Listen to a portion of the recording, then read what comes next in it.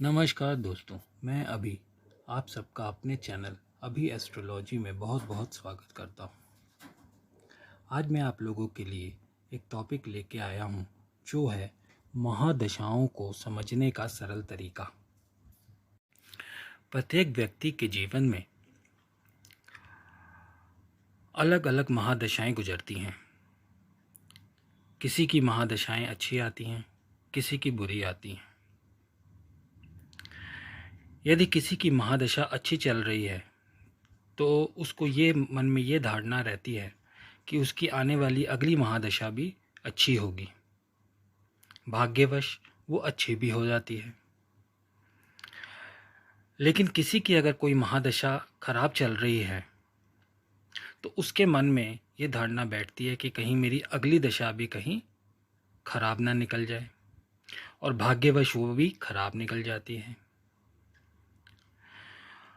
और कभी कभी होता है कि आपकी अच्छी महादशा चल रही है, आप सोच के बैठे हैं कि आपकी जो महादशा आने वाली है इस महादशा के ख़त्म होने के बाद, यानी आपके अच्छे पीरियड के बाद वो महादशा अच्छी जाएगी, लेकिन भाग्यवश वो महादशा अच्छी नहीं जाती है।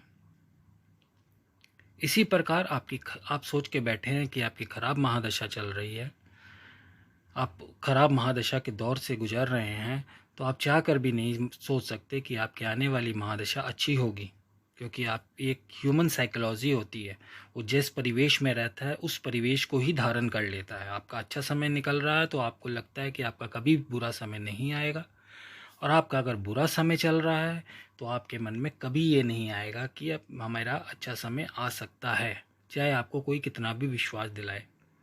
लेकिन ज्योतिष में ऐसा ही होता है, अगर आपका अच्छा समय चल रहा है तो हो सकता है आपकी अगली महादशा खराब जाए, और आपका बुरा समय चल रहा है तो हो सकता है आपकी अगली महादशा अच्छी जाए, या हो सकता है आपका अच्छा समय चल रहा है तो अगली महादशा अच्छा ही समय दिखाए, और बुरा चल रहा है तो बुरा ही दिखाए। तो इस आज का हमारा टॉपिक यही है कि हम कैसे पहचानें कि आपकी आने वाली जो महादशा है, जिस महादशा में चल रहे हैं वो तो बात ठीक है, वो तो आप अभी एज्यूम कर रहे हैं, अपने समझ रहे हैं कि आपकी वो दिशा कैसी जा रही है, अच्छी जा रही है या बुरी जा रही है।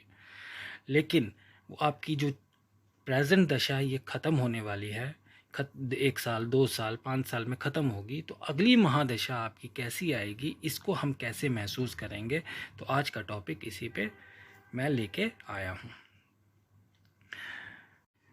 तो देखिए, साधारण शब्दों में तो देखें कि जन्म कुंडली में जब शुभ ग्रहों की महादशा आती है, ख़ास तौर से शुक्र और गुरु की, तो ये महादशा काफ़ी अच्छी जाती है अगर आपकी कुंडली में ये कारक हुए, फेवरेबल हुए, अच्छी प्लेसमेंट हुई।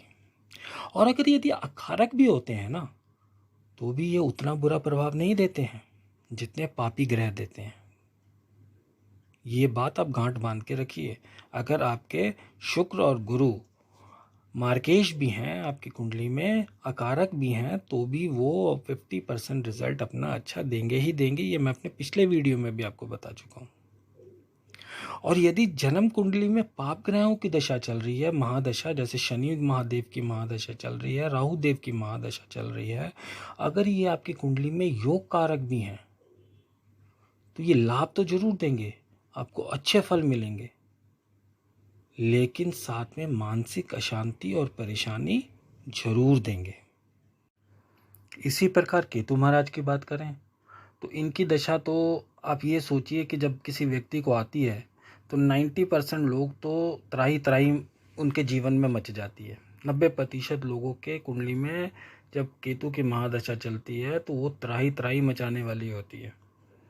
केतु अच्छी पोजीशन में बैठा होता है, उसके बाद भी 10% लोग कैसे भाग्यशाली होते हैं जिनकी कुंडली में केतु महादशा चलती है, तो उनको सुख सुविधा की प्राप्ति होती है, लेकिन मानसिक अशांति, परेशानियां, अलगाव, लड़ाई झगड़े ये केतु महादशा में भी होती है।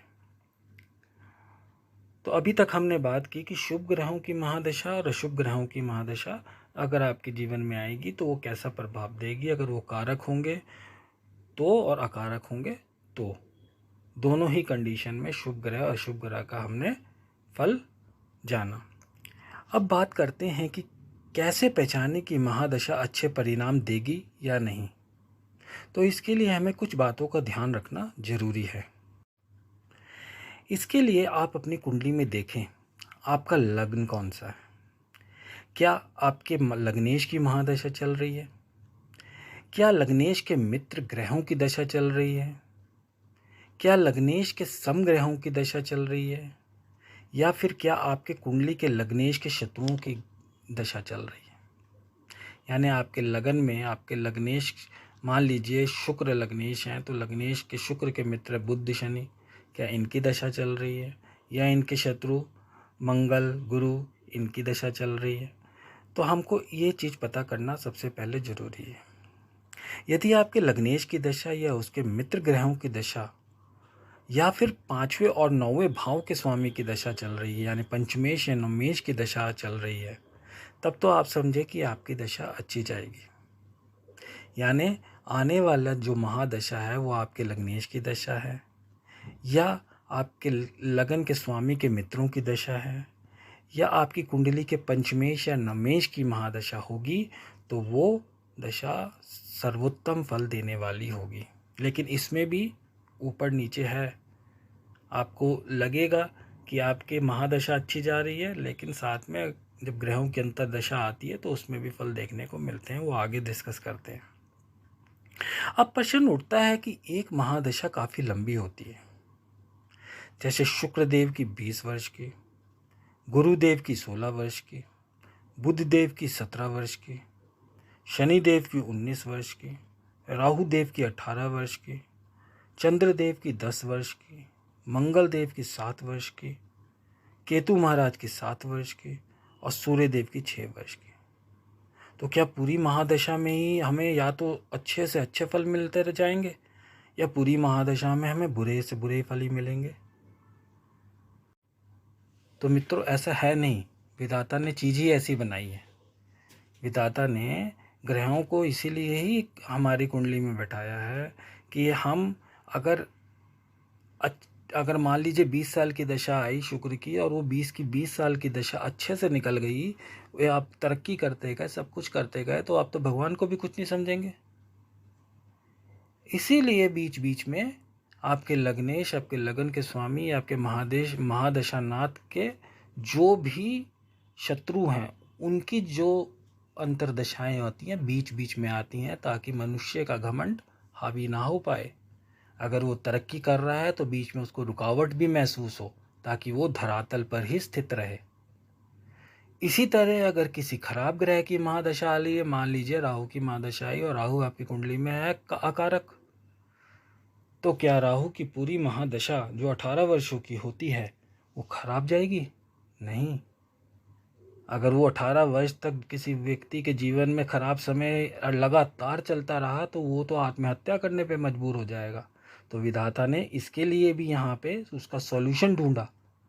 इसका सॉल्यूशन यही रखा कि जो आपकी कुंडली के योग कारक ग्रहों की दशा होगी, भले ही वो राहु के साथ उसकी ना बनती हो,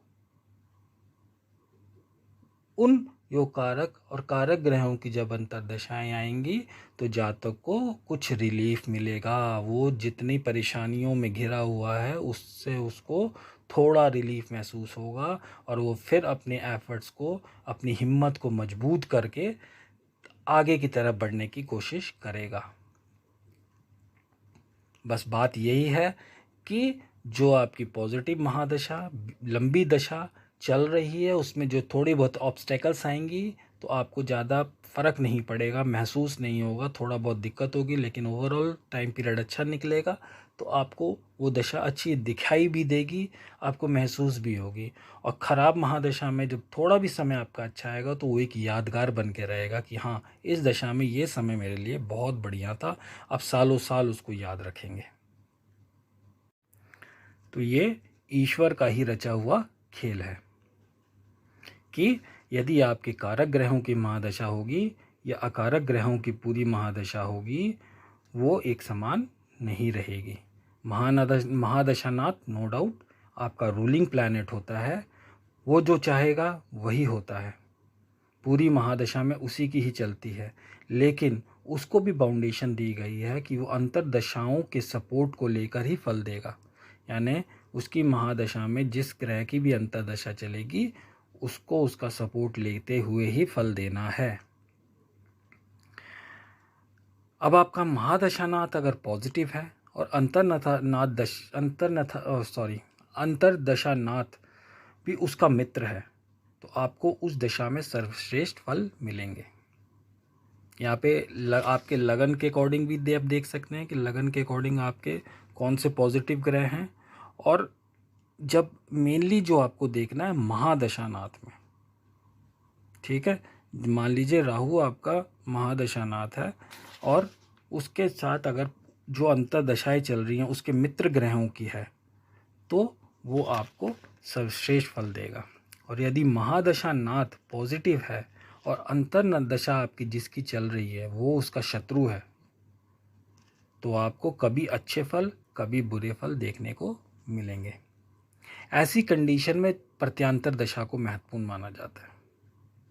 यदि महादशानाथ और प्रत्यांतर दशानाथ पॉजिटिव हो गए और अंतर दशानाथ नेगेटिव भी हैं, तो भी आपको अच्छे फल देखने को मिलेंगे, क्योंकि यहाँ पे मेजॉरिटी 2 पॉजिटिव की हो गई, 2 पॉजिटिव ग्रह हो गए, 1 नेगेटिव ग्रह हो गया। और यदि महादशानाथ पॉजिटिव है और अंतर्दशानाथ और प्रत्यांतर दशानाथ नेगेटिव है, तो आपको नेगेटिव रिजल्ट देखने को मिलेंगे, क्योंकि यहाँ पे मेजॉरिटी किसकी हो गई, नेगेटिव ग्रहों की। अंतर्दशानाथ और प्रत्यांतर दशानाथ नेगेटिव हैं, तो वो महादशानाथ पॉजिटिव है, उसके बाद भी उसको अच्छे फल नहीं देने देते और उसके फलों में दिक्कत करते ही करते हैं। आप लोग इस टॉपिक को ध्यान से समझिएगा, बहुत कॉम्प्लिकेटेड टॉपिक है, लेकिन थोड़ा आपको समझने में दिक्कत आ सकती है, लेकिन अगर आप ध्यान से समझेंगे तो बहुत इंटरेस्टिंग टॉपिक है। और ये कुंडलियों पे लगता है, हर कुंडली पे ये रूल लगेगा ही लगेगा। आप अपनी कुंडली में भी देखिए, आप अपने नाते रिश्तेदार की कुंडली में देखिए, अपने परिवार में किसी कुंडली को देखिए, ये रूल 100% एप्लीकेबल होगा। अब आगे बात करते हैं कि यदि आपका महादशानाथ नेगेटिव है लेकिन अंतर्दशानाथ महादशानाथ का शत्रु है, लेकिन आपकी कुंडली में वो कारक ग्रह है, तो यहाँ भी आपको कभी अच्छे और कभी बुरे फल देखने को मिलेंगे। यदि महादशानाथ नेगेटिव है और अंतर्दशानाथ तथा प्रत्यांतर दशानाथ पॉजिटिव हुए, तो भी आपको पॉजिटिव रिजल्ट ही देखने को मिलेंगे। ये कई कुंडलियों में मैंने देखा है। यानी महादशानाथ आपका नेगेटिव है, किसी खराब ग्रह की महादशा चल रही है, मान लीजिए केतु की महादशा चल रही है, लेकिन उसमें अंतर्दशानाथ आपकी लगन कुंडली के अकॉर्डिंग पॉजिटिव है और साथ में प्रत्यांतर दशा भी आपके किसी पॉजिटिव ग्रह की ही चल रही है, आपके फेवरेबल ग्रह की चल रही है, तो यहाँ पे दोनों जो हो गया कम्बिनेशन हो गया, मेजॉरिटी हो गई पॉजिटिव ग्रह की हो गई, तो वो महादशानाथ पर हावी पड़ जाते हैं, उनको बुरे फल देने से रोकते हैं और आपको कुछ राहत बड़े फल परिणाम देखने को जरूर मिलते हैं। आप अपनी कुंडली में इसको देखिए। यदि महादशानाथ नेगेटिव और अंतर्दशानाथ भी नेगेटिव हो, अगली कंडीशन ये है कि यदि महादशानाथ भी नेगेटिव है और अंतर्दशानाथ भी नेगेटिव है, तो वह दशा पूरी की पूरी खराब होती है। यानी 1 साल की दशा हो अंतर्दशानाथ की या 2 की हो, वो दशा आपकी पूरी खराब जाएगी। उसमें प्रत्यांतर दशानाथ भी आकर कुछ फ़र्क नहीं कर पाते हैं, क्योंकि मेजॉरिटी जो है दोनों नेगेटिव ग्रह की पूरे उस समय उस जो अंतर्दशानाथ के आपके जो टाइम पीरियड चलेगा, वो पूरे 1 साल 2 साल 3 साल जितना भी पीरियड चलेगा, वो मेजॉरिटी नेगेटिव ग्रह की रहेगी। उसमें प्रत्यांतर दशा का कोई रोल नहीं आता है।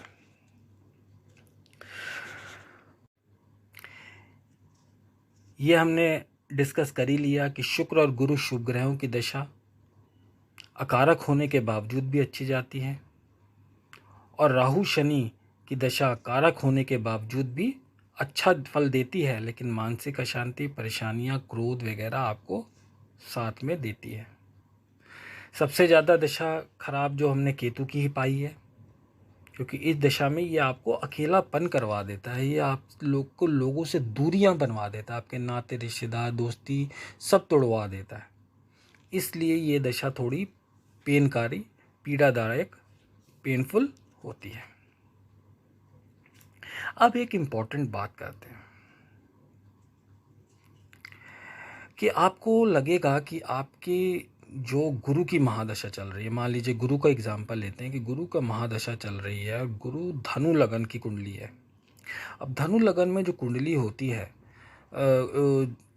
उसका लग्नेश होता है गुरु, और आपकी भाग्यवश गुरु की ही महादशा आ गई।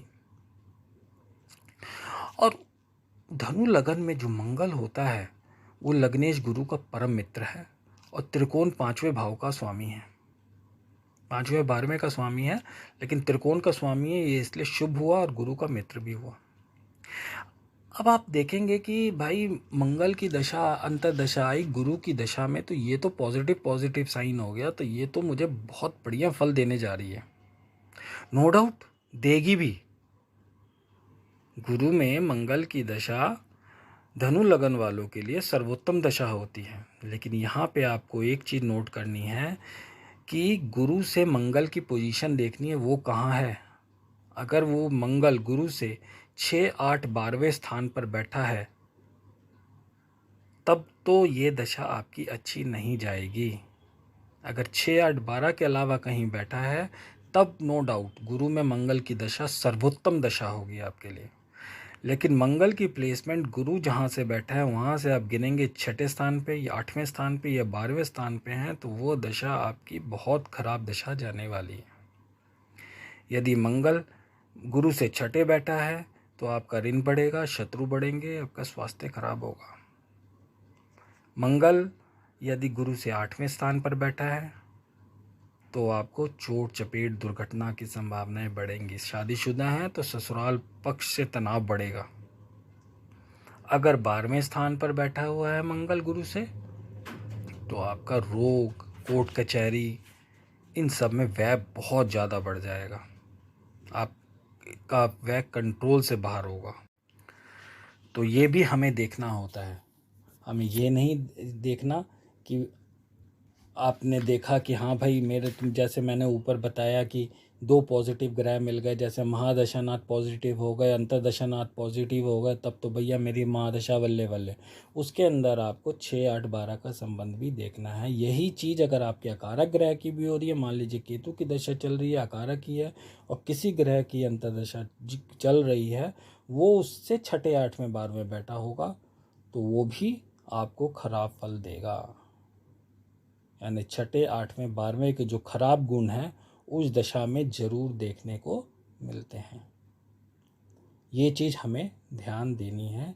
ये छोटे छोटे सूत्र हैं, ये एक ऐसे सूत्र हैं जो हर कुंडली में देखे जाते हैं। कई कुंडलियों में देखने के बाद, समझने के बाद मैंने इसको आप लोगों के सामने प्रस्तुत करने का विचार रखा और ये टॉपिक मैं आप लोगों के लिए लेकर आया। इजाज़त चाहूँगा। यदि यह टॉपिक अच्छा लगा तो please like, share and subscribe. मिलते हैं अगले वीडियो में। धन्यवाद।